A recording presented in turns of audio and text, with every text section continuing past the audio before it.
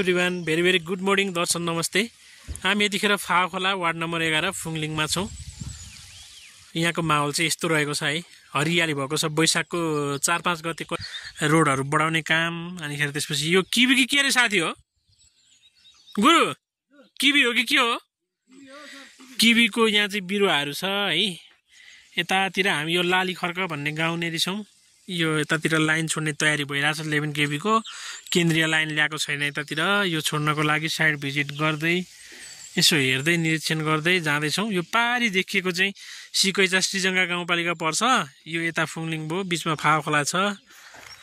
हामी यो पिकअप गाडीमा आएको छौँ। यता हामी चाहिँ अहिले फावा खोलाको यो त्रिभुवन चोक भन्ने ठाउँमा आइपुगेको छौँ। साथीहरू यहाँ चाहिँ अब मेगर भ्यालु टेस्ट गर्ने कामहरू गर्दै हुनुहुन्छ। साइडमा पानी पनि पर्दैछ। तिर यो काम गर्दै हुनुहुन्छ सबैजना होइन।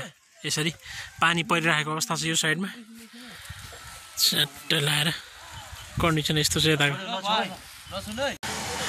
यो जङ्गलमा चाहिँ हाम्रो गाडी बिग्रेर यसरी बसिरहेको अवस्था छ। हामी क्लच कम भएछ होइन पुरै गाडीमा। यस्तो यो गुरुले चाहिँ, यो ड्राइभरले चाहिँ, यो गाडीकोले चाहिँ हामीलाई सिकाइदिनु भयो र अब अगाडि हामी जान लागेको अवस्था छ। यतातिर यो साइडमा चाहिँ यसरी बर्बाद भयो नि हो। क्लच सकिएर गाडी बिग्रियो, जङ्गलमा बर्बाद भयो। यो गाडीको गुरुले चाहिँ सिकाइदिनु भयो क्या हामीलाई। यसरी जाने आइडिया लगाउँदैछौँ हामी। अब यहाँनिर के हुन्छ कि भन्दा फोर व्हिलमा हिँडेर अगाडि बढिरहेको छ। एउटा नयाँ प्रविधि, नयाँ खालको टेक्निक चाहिँ अर्को गुरुले सिकाइदिएर ब्रेक आयल हाम्रो गाडीको सकिएछ, सबै जिरो भएछ।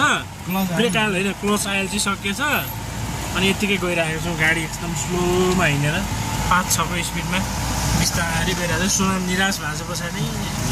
मलाई आज कहाँ जग्गा ल्याएर बास बनाइदिनु भनेर बर्बाद छ स्थिति। यसरी गाडी बिस्तारै बिस्तारै गाडी बिग्रेर धोका पायो। जङ्गलमा आज तनाव भयो। क्लच बिनाको गाडीमा कुद्दैछौँ हो हामी। हत्तेरी क्लच सिद्धो,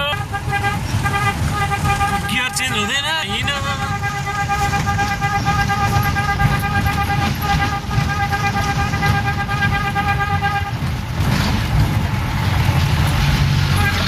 गाडीमा फेरि नयाँ समस्या आयो। अब के गर्ने होला? ब्रेक प्याड सिद्धिएछ गाडीको, ब्रेक पनि लाग्न छोड्यो। अब हुँदा हुँदा माथि तनाव भएछ चाहिँ। साथीहरू फोन घुमाउँदै हुनुहुन्छ मिस्त्रीलाई उता बसेर। के गर्ने?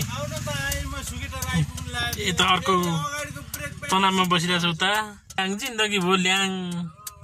गाडीले आज बर्बाद डुबाए, नराम्रोसँग डुबाए आजै।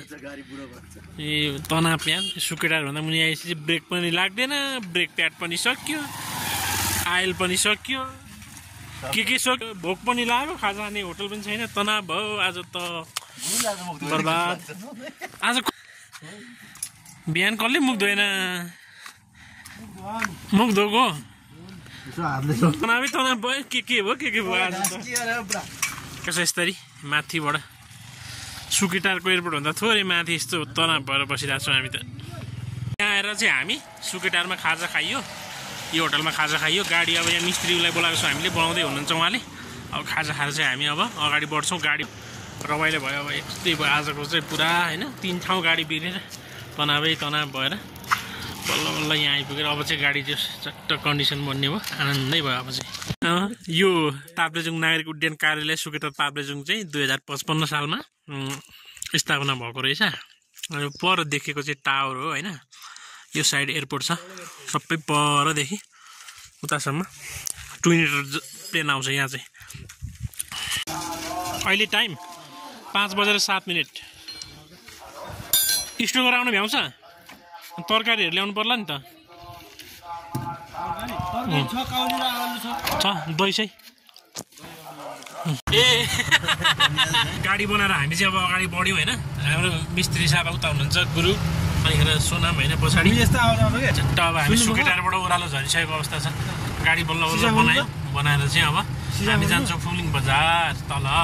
त्यहाँ पाइप साइप किन्नु पर्ने छ। अब गएर गर्नुपर्छ। खाजा पनि यहीँ खाइहाल्यो। कस्तो चिसो मौसम छ आज है। पाथिभरा मन्दिर जाने मान्छेहरू पनि एकदम धेरै भिड छ। पर्यटकहरू एकदम धेरै आउनु भएको छ। गाडी प्याक छ होटलमा आजै। डालाकै हो म त बालको देख्नुहुन्न कस्तो हलिरहेको बन्टिरहेको